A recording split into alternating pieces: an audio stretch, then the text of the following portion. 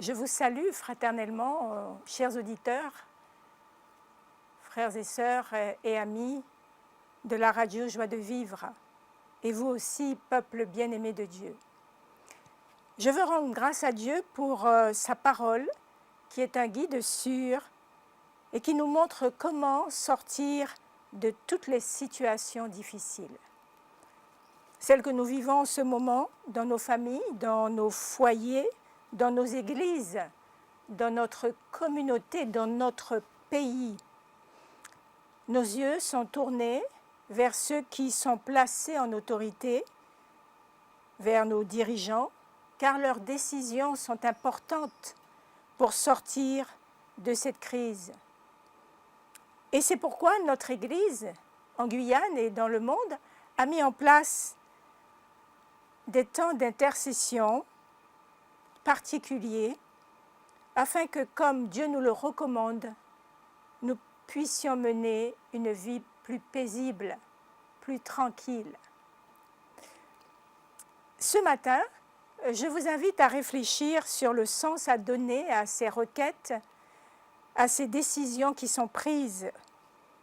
Au plus fort de cette crise, des cris montent de la terre vers notre Dieu, des cris, les cris de ceux qui se retrouvent sans moyens financiers, qui sont séparés de ceux qu'ils aiment, qui sont endeuillés, de ceux qui sont seuls, solitaires. Des questions aussi s'échappent de leurs lèvres. Mais si le gouvernement avait, mais pourquoi Dieu a-t-il permis ça? Mon Dieu, qu'est-ce que je vais faire? Comment je vais m'en sortir? Est-ce que tu m'écoutes, Seigneur? Arrête ça, s'il te plaît. Tous ces cris, tous ces soupirs qui s'échappent de la terre vers notre Dieu, ne le laisse pas insensible, croyez-moi. Prions ce matin qu'il nous éclaire, qu'il nous réconforte et qu'il nous fortifie. Je vous invite à incliner la tête pour prier. Seigneur, tu connais notre situation. Tu connais l'état de nos cœurs, notre disposition à t'adorer et ce qui pourrait nous empêcher de le faire. Permets que par l'action de ton Esprit Saint, nous soyons débarrassés du poids du fardeau qui nous enveloppe si facilement et que nous puissions t'écouter, te contempler. Réconforte les affligés et consolide la foi de ceux qui ont décidé de te faire confiance malgré tout. Utilise ta servante, Seigneur. Amen. Un homme, un personnage de la Bible, s'est trouvé un jour confronté à une situation de crise sans imaginer l'influence qu'elle aurait sur sa propre vie. Et cet homme politique, ce gouverneur romain, c'est Pilate. Pilate est dérangé à une heure très matinale parce que les chefs juifs ont décidé de lui amener un homme pour qu'il soit condamné à mort. Il sème le trouble, disent-ils, et il perturbe les festivités de la Pâque. Les gouverneurs de la Judée avaient l'habitude de se rendre à Jérusalem lors de la fête de Pâques, et ils pouvaient ainsi observer les mouvements de foule, en vue, si nécessaire, d'éteindre toute rébellion. Pilate est donc présent à la fête de Pâques, et les autorités lui amènent notre Seigneur Jésus. Pilate pense qu'il s'agit d'une nouvelle crise provoquée par un agitateur comme ces Galiléens peut-être qu'il a fait massacrer il y a peu de temps. En tout cas, il pense qu'il ne tardera pas à régler ce problème et à calmer l'agitation de la foule. En effet, il n'a pas intérêt à subir une autre rébellion. Il en vient donc directement au motif d'accusation porté contre le Christ et l'interroge en ces mots. Nous trouvons cette référence, ce verset biblique, dans le livre de Jean, au chapitre 18, au verset 33. Et il dit, « Es-tu le roi des Juifs ?» Au fur et à mesure de l'interrogatoire, Pilate est impressionné par la personnalité de Jésus, calme, tout le contraire d'un agitateur. Puis l'interrogatoire prend une autre direction lorsque c'est Jésus qui interroge Pilate sur ses convictions.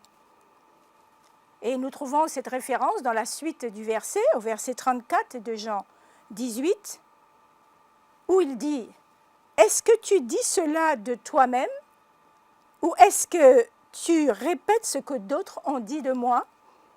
En d'autres mots, tu as certainement entendu parler de ce qui trouble Jérusalem et ce dont on m'accuse, mais toi, Pilate, qu'en penses-tu personnellement ? Quelle est ton opinion, quelle est ta conviction sur cette situation ? Nous parlons ce matin, chers auditeurs, chers internautes, chers amis, nous parlons de conviction et de vérité. C'est le titre de ce message, conviction et vérité. As-tu déjà été convaincu de quelque chose ? Certainement. La conviction, c'est la certitude que l'on a de la vérité d'un fait, d'une idée, d'une opinion, d'un principe que l'on tient pour vrai. C'est plus qu'une simple croyance, c'est plus qu'une simple adhésion à la vérité, c'est une certitude qui va influencer notre vision de la réalité. Dans la Bible, par exemple, on aime citer l'apôtre Paul, c'est-à-dire Saul de Tarse, quand on parle de personnes convaincues.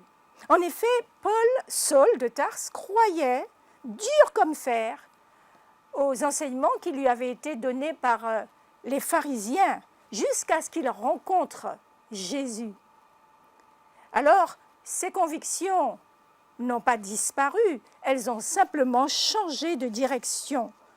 La conviction, ce que l'on pense profondément d'une situation, d'un fait, d'une personne, est donc quelque chose d'essentiel, je dirais de vital, parce qu'elle détermine comment nous allons agir ou réagir par rapport à une situation. Et quand nous passons par une situation de crise, ou que nous avons des choix importants à prendre, à faire du moins pour la résoudre, eh bien Dieu interroge d'abord nos convictions. Et c'est ce à quoi Jésus veut amener Pilate. Il veut lui donner l'occasion d'exprimer sa conviction. Toi, Pilate, qu'est-ce que tu penses de ce qu'ils disent de moi ? Mais que fait Pilate ? Pilate réagit comme font beaucoup de personnes, malheureusement, qui pensent qu'il vaut mieux rester neutre, se préserver. Et il dit au verset 35, toujours dans la suite de Jean 18, « Est-ce que je suis juif, moi ? C'est-à-dire, est-ce que cette affaire me concerne ? Non, je ne suis pas juif.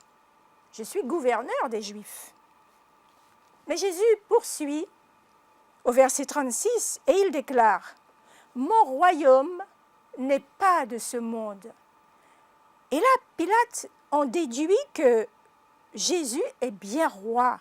Et il n'a pas de mal à accepter cette idée parce que ce prisonnier qui se tient devant lui manifeste un tel calme, une telle maîtrise de soi, un tel contrôle sur la situation, là où d'autres auraient perdu toute maîtrise. Et il dit au verset 37, « Tu es donc roi. » Et Jésus va plus loin. « Je suis roi, je suis né et je suis venu dans ce monde pour rendre témoignage à la vérité. Quiconque est de la vérité, quiconque appartient à la vérité, écoute ma voix. C'est la déclaration du verset 37. Jésus déclare à Pilate qu'il se porte garant de la vérité. Il est le marturero de la alesia. Les termes dans l'original grec nous aident à comprendre que le témoin est un garant. Mais il porte un témoignage plus grand que celui des prophètes, comme il le déclare dans Jean 5, 36. Pourquoi? Parce qu'il a dévoilé dans sa vie que les œuvres qu'il produit, les œuvres qu'il fait, sont les œuvres même du Père. Il en est donc le témoin par excellence. La vérité n'est pas une simple idée, un concept. La vérité, elle a pris une forme humaine. Amen. Elle est devenue accessible, perceptible aux hommes. Je suis venu pour rendre témoignage à la vérité. Je suis né pour cela. La vérité est donc perceptible aux hommes. Mais pour y adhérer, il faut naître d'esprit. Jésus ici fait référence à ce qu'il a dit un peu plus haut à Nicodème. Nous pouvons lire ce passage dans Jean 3 au verset 5. « Personne ne peut rentrer dans ce royaume que je suis venu représenter sans naître d'eau et d'esprit. Pour m'écouter, il faut donc appartenir à la vérité. Il faut naître de nouveau. La vérité n'est donc pas de ce monde, et sans elle, le monde est perdu, comme Pilate, qui exprime de manière cachée son désir de connaître la vérité. Il dit au verset 38, « La vérité, qu'est-ce que la vérité ?» C'est-à-dire, est-ce qu'on peut connaître la vérité? Alors, j'aimerais vous faire remarquer ici, chers frères et sœurs, chers auditeurs, internautes, que Jésus ne dit pas à Pilate « Je suis le Messie, celui que les prophètes ont annoncé », comme il le dit à la Samaritaine un peu plus haut. Il ne dit pas non plus « Je suis le chemin, la vérité et la vie », comme il l'a annoncé à ses disciples. Il se présente plutôt sous une idée, une forme que Pilate peut connaître et peut comprendre. Le témoin de la vérité. Et la vérité n'était pas simplement un concept philosophique chez les Romains. La vérité était aussi une norme juridique. La voie de la vérité était non seulement représentée dans les plaidoyers des orateurs, mais elle était aussi représentée par le témoin qui attestait de la vérité du fait et sur lequel les juges se basaient pour établir la vérité. Pilate était donc censé connaître la vérité et la défendre. Quelle manière humble pour notre Seigneur de se révéler à Pilate et de ne pas éveiller ses préjugés. En effet, Jésus parle au cœur de Pilate. Il veut parler à sa conscience. Il lui révèle l'état de ses convictions. Il veut les éclairer de sa vérité. Et en parlant de la conscience, je fais référence à ce sentiment, à cette capacité que Dieu nous a donnée de juger de ce qui est bon ou de ce qui est mal, de juger si nos actions sont bonnes ou mauvaises, si nous avons quelque chose ou non à nous reprocher.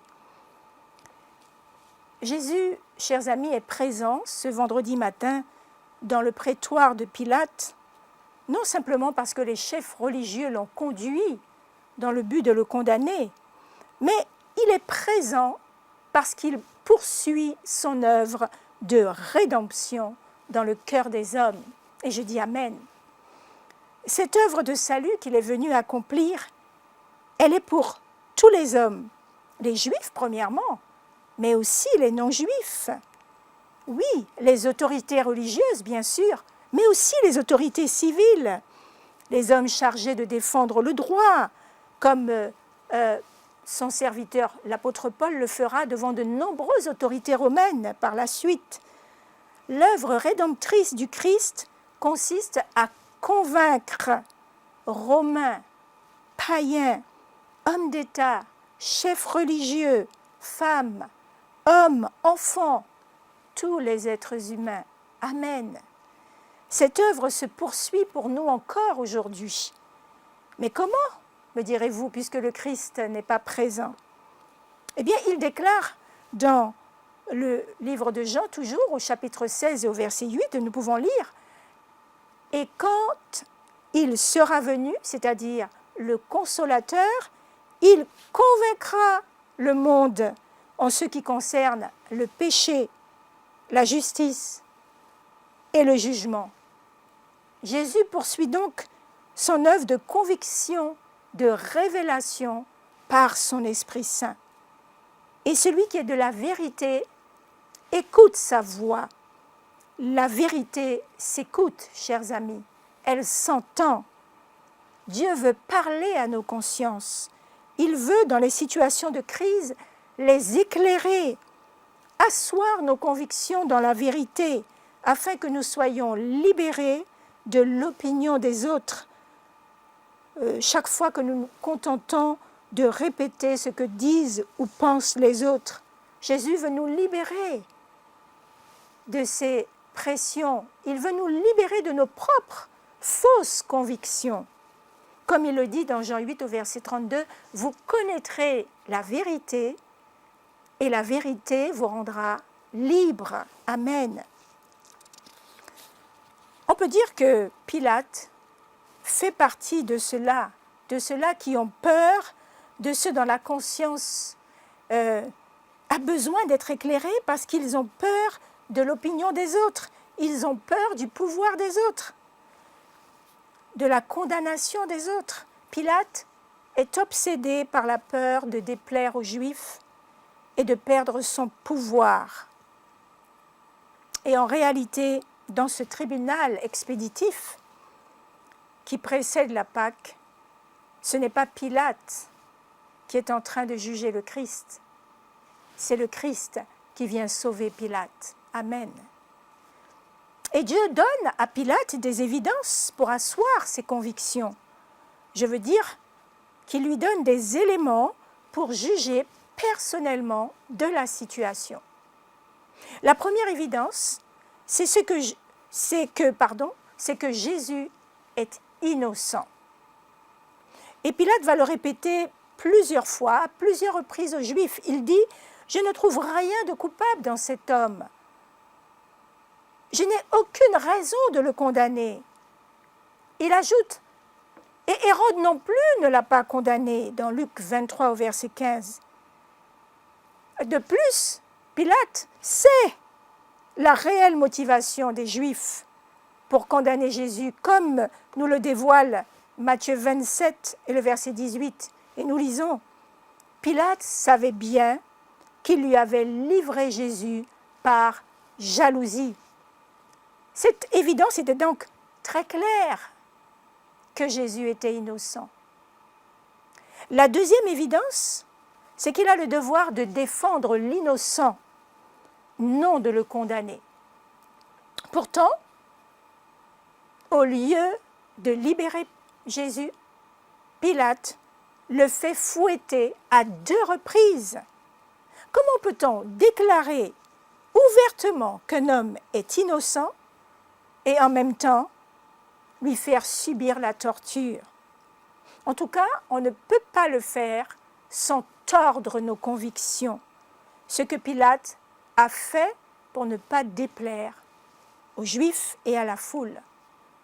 Il est dangereux, chers amis, frères et sœurs et auditeurs, il est dangereux d'aller à l'encontre de nos convictions. On n'y gagne pas grand-chose. Pilate est dans la confusion. Mais dans la confusion, Pilate reçoit un message de sa femme, l'encourageant à ne pas condamner un innocent. Dans Matthieu 27, au verset 19, je lis, elle dit « N'aie rien à faire avec ce juste, cet innocent. » Vous voyez, nos convictions ont parfois besoin du regard de l'autre, quand il est éclairé par la vérité, bien sûr. Et c'est ce que Dieu fait pour Pilate. Mais Pilate n'en est que plus confus.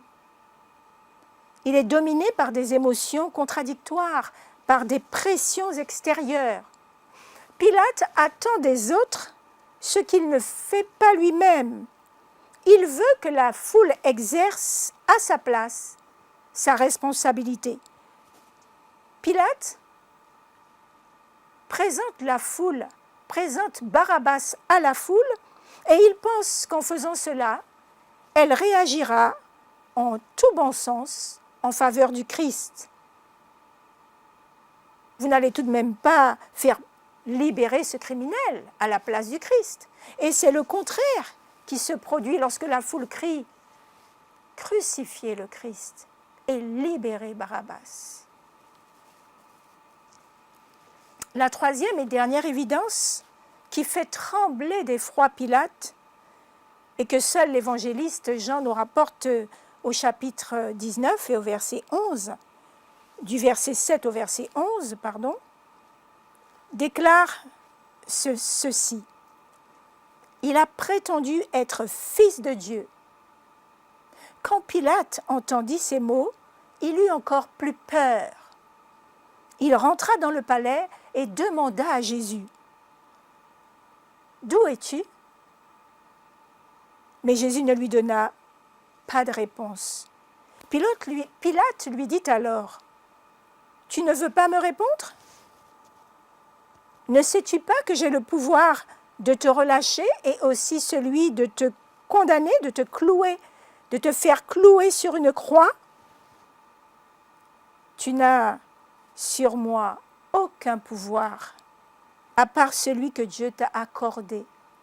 Et c'est pourquoi l'homme qui m'a livré à toi est plus coupable que toi. » Les déclarations que Jésus fait ici auraient pu le faire mourir sur place. Je ne sais pas si vous avez bien entendu. Je voudrais les dire dans d'autres mots. Jésus dit à Pilate, « Tu n'as aucun pouvoir sur moi, Pilate. Ton pouvoir, ce n'est pas de César qu'il vient, mais de Dieu. Et si je voulais, je pourrais te foudroyer à l'instant. Vous vous rendez compte ? » Pilate aurait pu faire exécuter Jésus sur le champ, mais il ne le fait pas parce qu'il est impressionné par la personne du Christ. Ce prisonnier défiguré qui se tient devant lui n'est pas seulement un roi, il est peut-être un Dieu.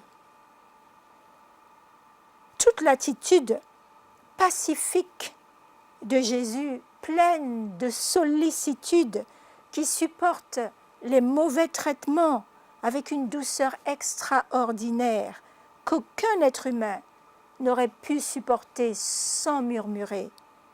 Tout cela ne laisse pas Pilate insensible. Il arrache ces mots. « Mais tu viens d'où » La réponse du Christ est rassurante. « Je ne suis pas venu te condamner, Pilate, ni te juger pour l'instant, car ceux qui me livrent à toi sont plus coupables que toi. »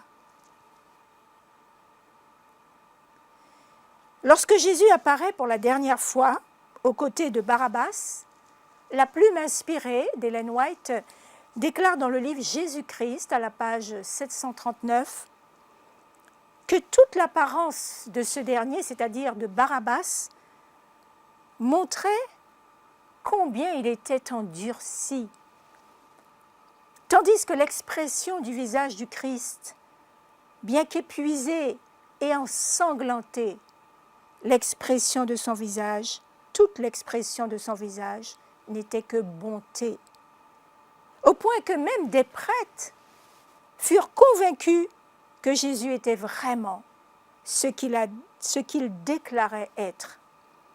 La douceur, la patience du Christ face à ces tortionnaires était la plus grande évidence la plus grande preuve qu'il était Dieu. Amen. Pilate aurait pu faire ce que ses convictions le poussaient à faire, à croire en ce moment.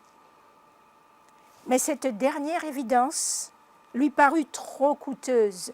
Pilate, entre le Christ et César, entre le Christ et César, oui, choisit le pouvoir et les honneurs terrestres. Et croyant libérer sa conscience de tout reproche, il dit à la foule, « Je vous le livre, mais je m'en lave les mains. » Il est dangereux, frères et sœurs, chers amis, il est dangereux de tordre ses convictions, de résister à la voix de sa conscience. Dans le cas de Pilate, ce fut mortel. L'histoire nous rapporte qu'il fut banni par l'empereur et que peu de temps après ces événements, il eut une fin tragique. C'est pourquoi Paul affirme dans Romains 14, verset 23, je vous invite à suivre ce passage avec moi, que tout ce qui n'est pas le fruit d'une conviction est péché. Je répète, tout ce qui n'est pas le fruit d'une conviction est péché. Et l'Écriture nous rapporte l'expérience de Pilate, non pour nous décourager, mais pour nous enseigner l'importance vitale d'agir ou de réagir selon des convictions profondes, éclairées par la vérité, et non selon ce que pensent ou ce que disent les uns et les autres. J'aimerais conclure par un procès plus heureux, comprenez-moi, un procès qui a aussi bouleversé le monde, qui a transformé notre société. Il a eu lieu il y a plus de 500 ans, juste parce qu'un homme avait voulu rester fidèle à ses convictions. Vous connaissez cet homme, vous connaissez ce prêtre, Martin Luther. Comme vous et moi, il vivait dans une société en crise, avec ses injustices sociales, avec ses pandémies, avec ses pestes. Le peuple était écrasé par la domination des pouvoirs religieux et civils, au point que l'histoire a appelé cette période le siècle des ténèbres, le Moyen Âge. Que pouvait faire Luther? Il a tout simplement choisi d'agir en toute bonne conscience. Il a affirmé ses convictions en plaçant ses 95 déclarations de justification par la foi sur la porte du palais allemand. Et dans son procès devant les autorités religieuses, il a dit ceci, « Si vous pouvez me convaincre par la Bible que je ne suis pas sauvé par la foi en Jésus-Christ, j'accepterai de renoncer à ma foi. » Par la force de ses convictions, Luther fut l'agent principal, non le seul, mais le principal agent d'un mouvement de réforme essentiel qui a bouleversé le monde, sur le plan religieux, sur le plan social, sur le plan économique, sur le plan artistique et sur le plan scientifique. Et ce matin, cher ami, Dieu veut t'encourager, m'encourager, comme Luther, à être cet homme, cette femme, cet enfant de la situation qui accepte non pas de dicter aux autres leur rôle, mais de jouer son rôle, là où Dieu le place, à l'hôpital, auprès des malades, auprès des soignants. Sois une personne de conviction, convaincue du rôle important que tu joues dans les services administratifs. Sois convaincu de l'intérêt du travail que tu fais. Quand tu participes au nettoyage de la ville pour supprimer le virus, le coronavirus, là encore, sois convaincu et travaille au mieux. Permets à Dieu d'éclairer tes convictions et de t'utiliser comme si tu étais la personne de la situation. Ne nous lassons donc pas de faire le bien et nous aurons la victoire sur cette pandémie. Que Dieu te bénisse. Voulez-vous prier? Et Seigneur, merci pour la révélation de ta parole. Aide-nous à être vrais, convaincus de ton amour pour nous et à défendre la vérité parce que tu as accepté de le faire à un prix infini pour que nous connaissions la vérité. Fais-nous encore du bien ce matin, en ce jour de bénédiction. Toi que nous louons et que nous exaltons au siècle des siècles. Amen.